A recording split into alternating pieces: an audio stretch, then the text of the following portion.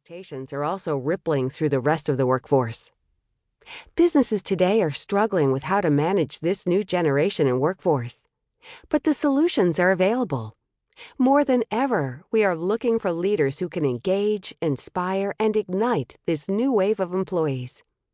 The growing expectations of employees are also combined with the exponential growth in technology, social media, and access to information. This has resulted in further information overload, making it even harder to get cut through with your messages. Organizations invest vast amounts of time and resources into developing strategy and defining corporate culture and values, only to see these efforts fail due to leaders being unable to communicate values in a way that connects and engages with their employees, in a way that is real. This audiobook is about helping you find the real you.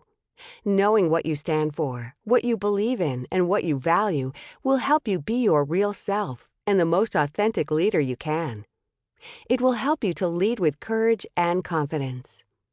Becoming real will not only ignite you, but also ignite the people around you. Listen on if you believe in real leadership and real talk for real results. Knowing what you stand for, what you believe in, and what you value will help you be your real self and the most authentic leader you can. It will help you to lead with courage and confidence. Chapter 1. The game has changed. The game we are playing has changed. The way we operated in business 20 years ago, even 10 years ago, is different from how we operate today.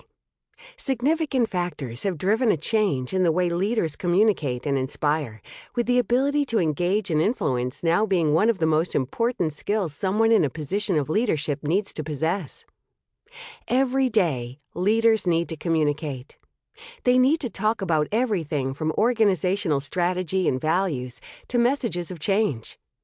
They have to deliver tough and unpopular decisions, and they have to communicate triumphs and successes. They have to motivate, engage, and excite.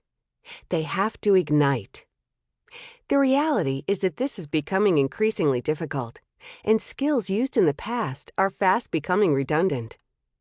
Leaders need to not only be aware of this, but also understand why this is happening, so they can then do something about it. This chapter looks at some of the recent shifts that leaders need to comprehend in order to flourish and grow as leaders. Understanding Generation Y. By 2020, Generation Y will make up the majority of the workforce.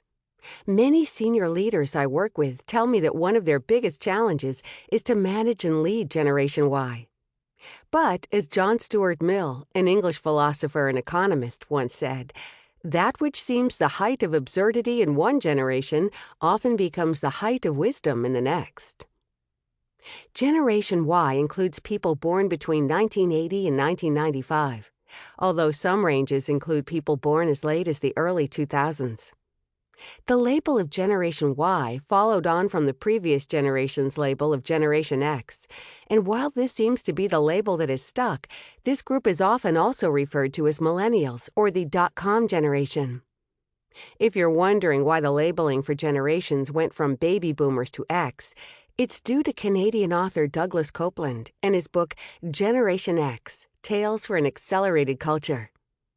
The book was ironically about a generation that defied labels by stating, "Just call us X."